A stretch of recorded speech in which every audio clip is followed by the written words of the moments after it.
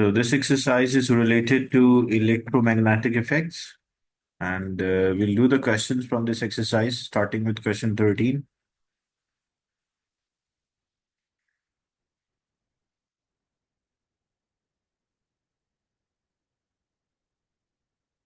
So this is question 13. Uh, In this topic, you have learned about the electromagnetic induction, the definition, as well as the force on the charged particles or the force on the wire which is carrying a current. The photograph shows a demonstration of electric motor. So as you can see, electrical motor convert the electrical energy to the kinetic energy. When we pass the current, it produces a magnetic field, and that magnetic field interact with the magnetic field of a permanent magnet, which cause a force. And because it result in a couple, like moment due to a couple, as a result, it will either rotate, the coil will rotate a clockwise or anti-clockwise direction, depending on the direction in which the current is passing. So the coil of a wire is mounted on axle so that it can rotate freely. The magnets are placed in either side of the coil to provide a magnetic field. And when there's a current in the coil rotates, as you can see in the diagram. The diagram represents the coil and the magnet viewed from the end and from the above. So this is when we are viewing from the end, and this is when we are looking from the top. The sides are there, A, B, C, D. The number of the turns of the coil, 32 times the wire is winded. The length of AC, like the section AC is given 4.8 centimeter, and the magnetic flux density or the strength of a magnetic field is 0.074 Tesla. Now in the question,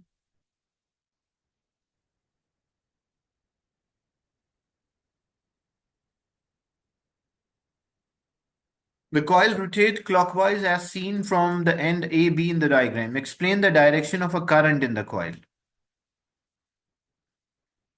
So the coil is rotating clockwise, as they mentioned. So what will be the direction of the force when the current is passing? Means the direction of the force on this side, it will be upward, and this side will be downward. As a result, two forces acting in opposite direction, they will give rise to a same turning effect.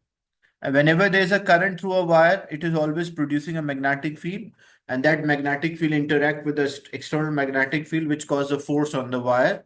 And because the two forces acting in opposite direction, this give rise to a turning effect. Now the question is, what is the direction of the current we need? Because here, whenever we are finding force on the wire, or we know the force on the wire which is carrying a current, so we'll use a Fleming's left hand rule. If it was about the induced current because of a changing magnetic field, in that case, we'll use the right hand rule. But we know the force on the wire, or there's a force on a wire which is carrying current in a magnetic field. So we use a Fleming's left hand rule. In a Fleming's left hand rule, your index finger or first finger represent the direction of magnetic field. So in this case, the magnetic field is always from north to south. So magnetic field is pointing towards the right hand side. Your second finger represent the direction of the current, which we don't know. That is what we have to find out. And the thumb represent the direction of the force. So we know the direction of the force.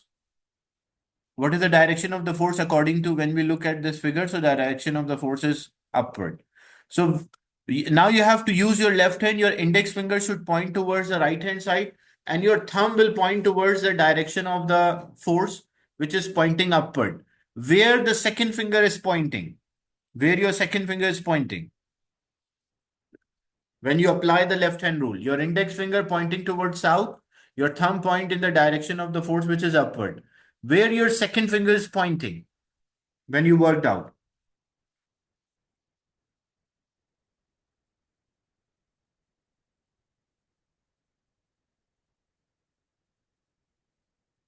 So the second finger, when you work out, it is pointing outward. Good. That is pointing towards you. So it means the current is outward, or current is going, because like this position is C and this is A. So the current is going from C to A.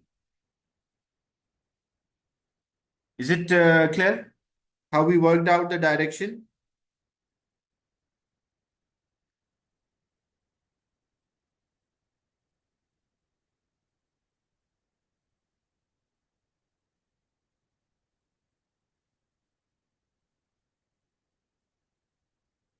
So how we can work out the direction of a current? So first thing, because it's a motor, in a motor we'll use a left hand rule. Why we use a left hand rule? Because whenever force on a wire in a magnetic field is always a left hand. Whenever there's a force we need on the wire. So when you see, like example, we'll use a left hand. Your index finger is pointing towards south. Your index finger is pointing towards the direction of a magnetic field. We know the side AB is going up. So AB is going up and index finger is pointing towards south. Where my second finger is pointing the left hand, my second finger is pointing towards me. So if the second finger is pointing towards me, the current is going outward. So if we look from here, the current is outward. So what does it mean? It means the current is going from C to A. So what is the direction of the current? The direction of a current is from C to A, or we can also say the current is out of the page for position A, or it is into the page for position B.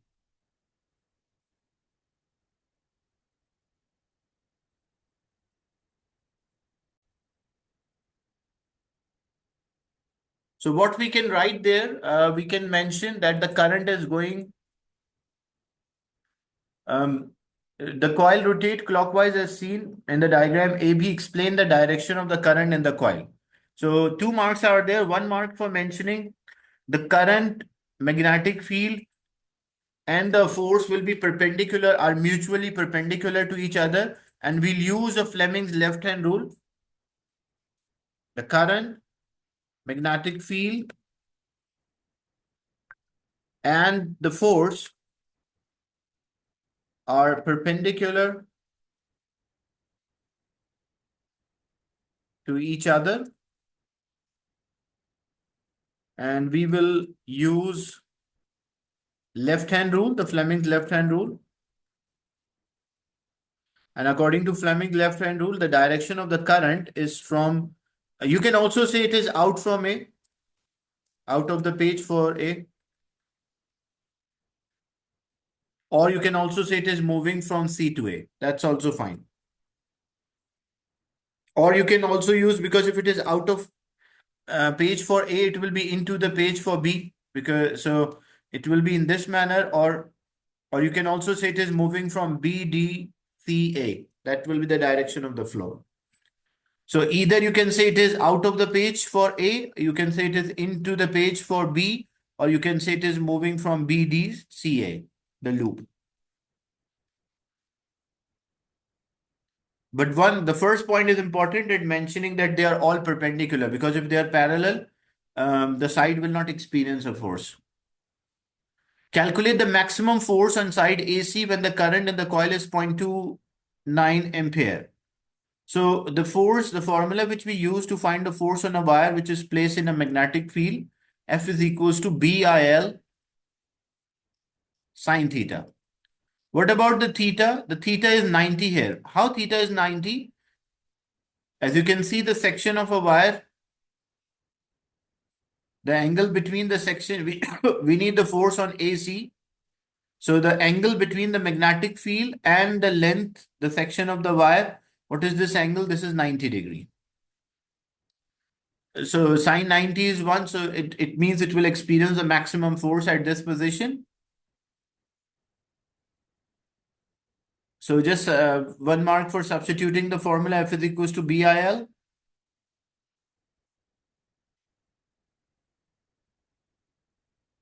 Where theta is equals to 90. Now, strength of a magnetic field that is given to us in the question, they mentioned in the beginning it was 0.074 Tesla. The length of a section, it was 4.8 centimeter, or we convert into meter, 0.048 meter. Multiply by the current is there, which is 0.29. But if you see, they mention how many times the wire is winded, it's 32 times. So each time the length of each section is 4.8. So what will the total length here in this section? So it will be 32 times the length of the section. So if the length of the section is like 4.8 centimeter, and now we convert into meters, so 0.048 times 32. If it was only one loop is there, in that case, we will not multiply with any number, but you should, to get the total length, you have to multiply by the total number of the loops.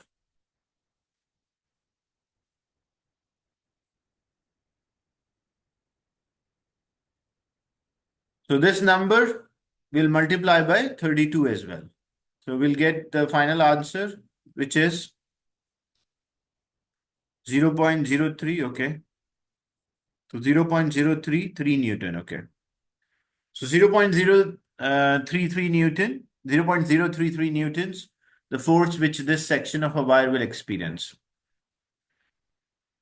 When the coil is rotating, the average current in the coil is less than the current in the coil if it is held stationary.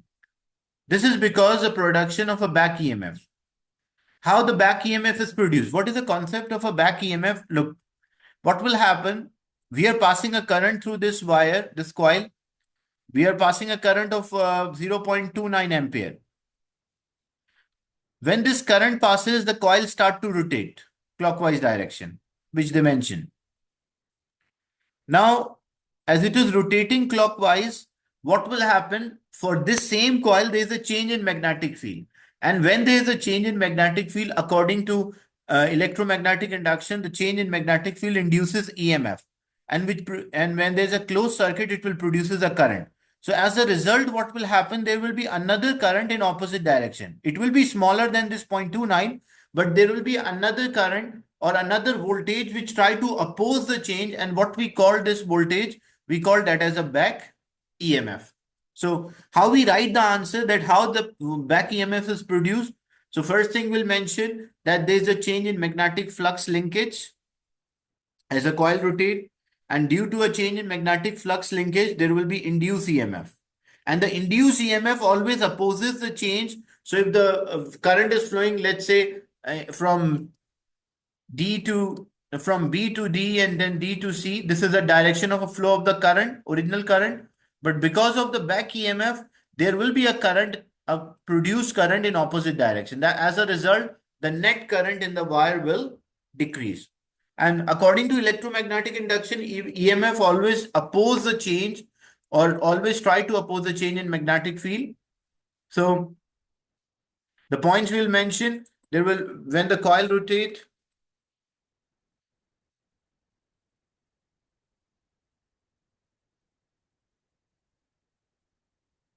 it changes the magnetic flux linkage, which induce EMF, which induces EMF. The EMF induced always try to oppose the change in magnetic field,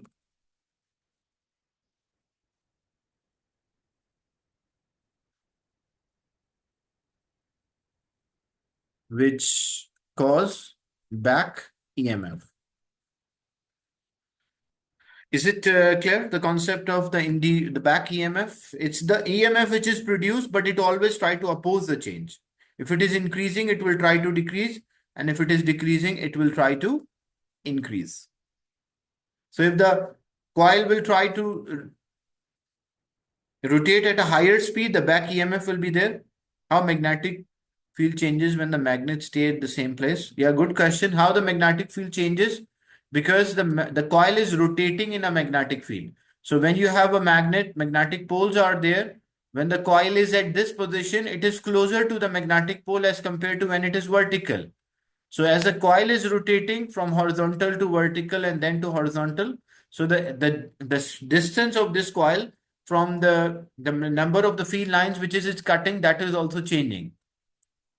The magnetic field lines are from north to south. So at vertical position and horizontal position, it cuts the different field lines. That is what causing the change in EMF, a change in magnetic field, which induces the EMF.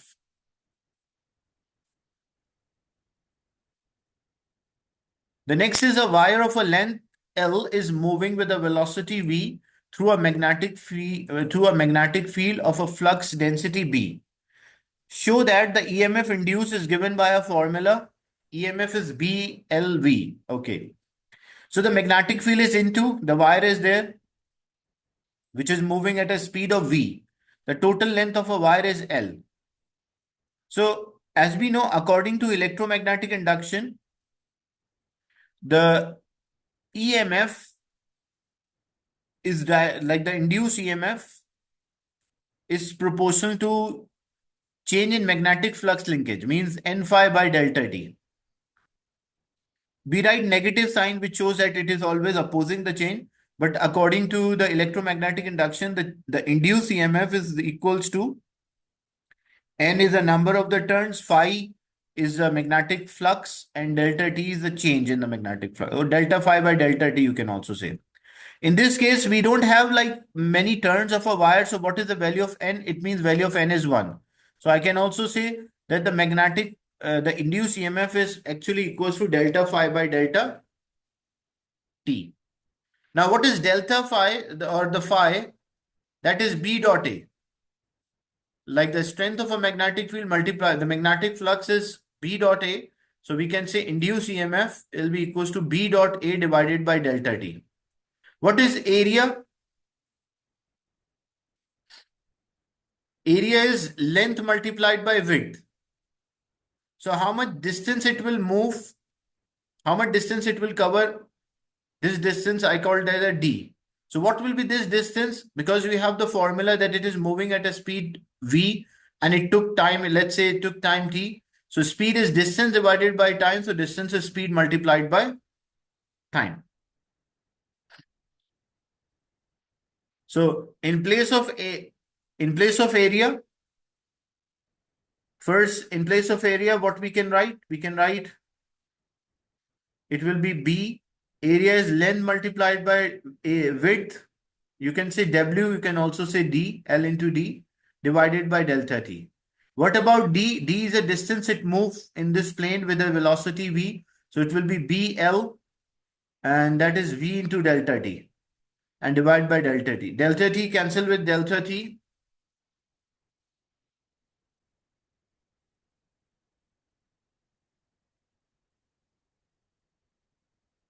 Delta T cancel with the delta T. So what we are left with? We are left with induced EMF is equals to BLV. So that's if a wire is of a length L is moving perpendicular to a magnetic field with a speed V and the strength of a magnetic field is B. So we can work out the induced EMF by using a formula BLV. Is it clear, this derivation? Any doubt in this?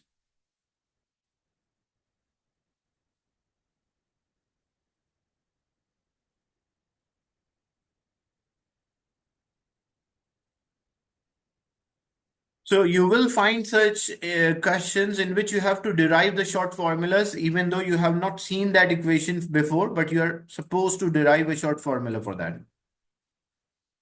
The coil of a motor rotates 9 rotation per second and calculate the maximum induced EMF, the side AC of the coil. Width of AB is given 2.4. So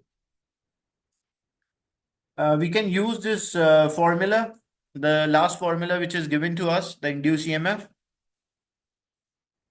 which is BLV. We can use that.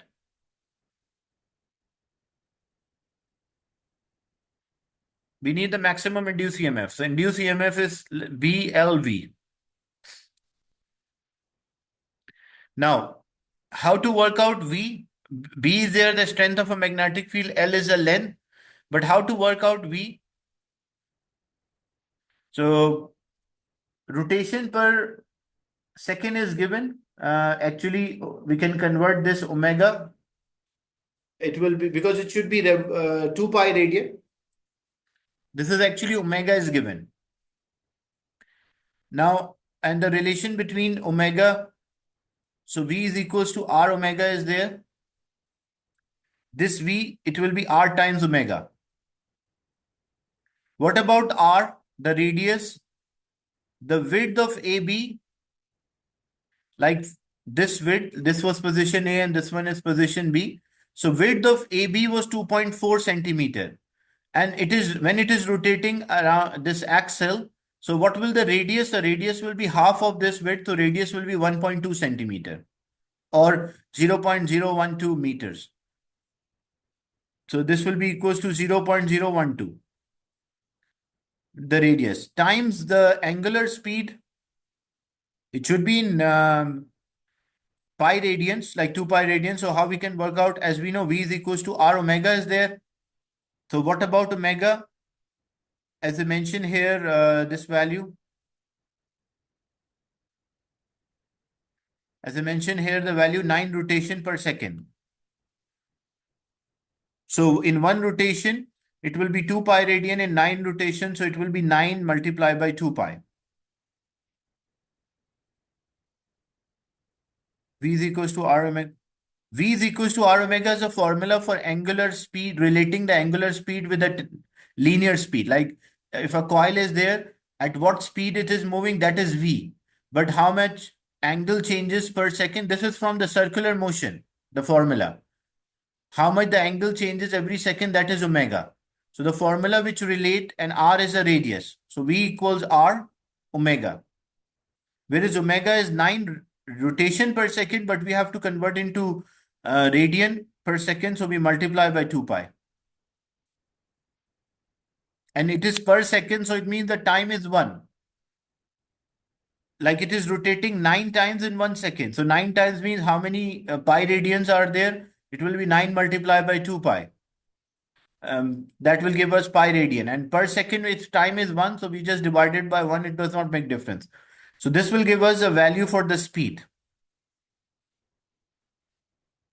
And we need the induced EMF, the strength of a magnetic field, that is 0.074. L is the length of a wire, that is 0.048. That was given already in the question, 4.8 centimeter or 0.048. And the speed at which it moves, that we work out, it is 0.012 times 9 times 2 pi. When we multiply all of them, we'll get the induced EMF, which is 0.077 volts. Is it clear, discussion?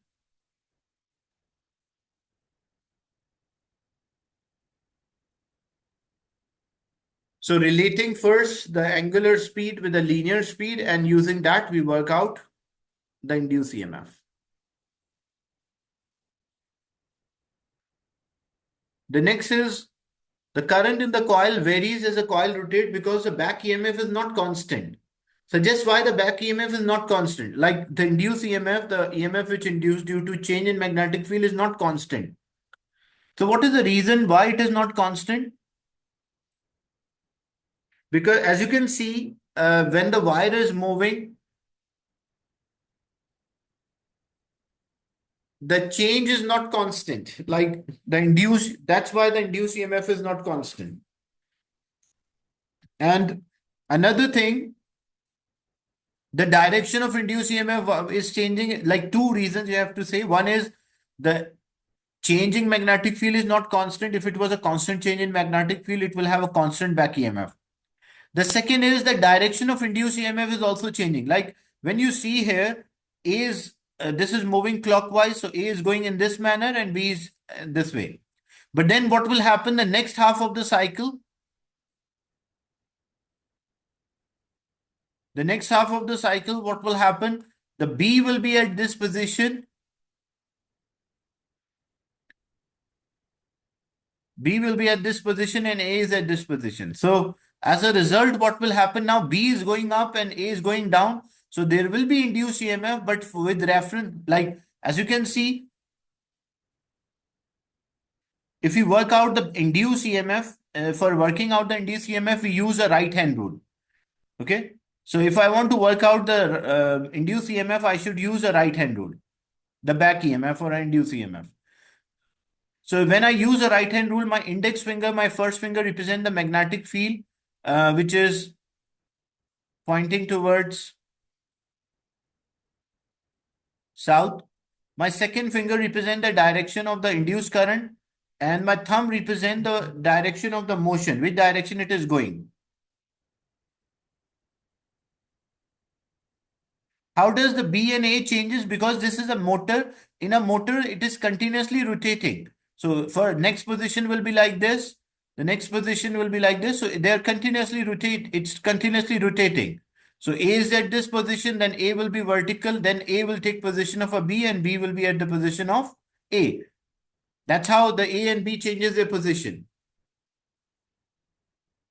When you work out using a right hand rule, when you work out the direction of induced current, your index finger point in the direction of a magnetic field, which is towards the right hand side. Your thumb represent the direction of the motion. Let's say we are talking about A. A is going up.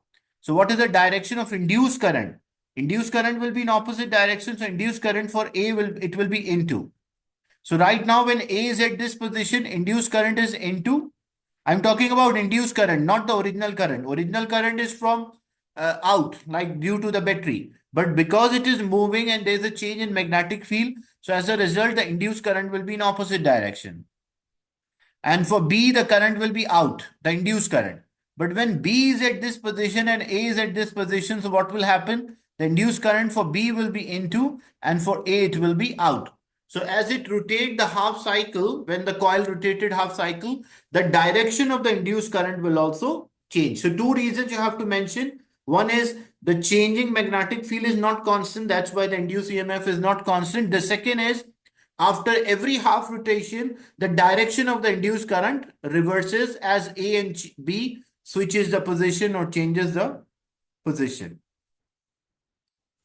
Is it clear, this concept?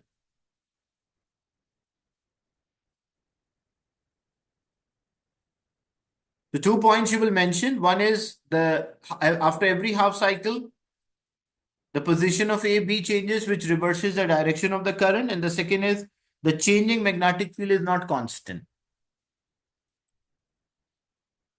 The next we have is average current of the coil is measured with an ammeter. Suggest a method measuring how the current vary over time. So ammeter is there. It's an analog usually, even if it's a digital, but we have to record. We have to read the value.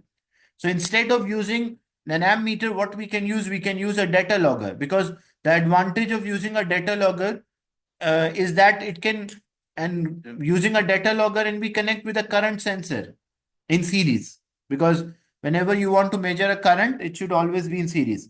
So one mark for mentioning using a data logger, and the second mark is connecting the current sensor in series, so that in a short time interval we can record multiple readings. That's the advantage.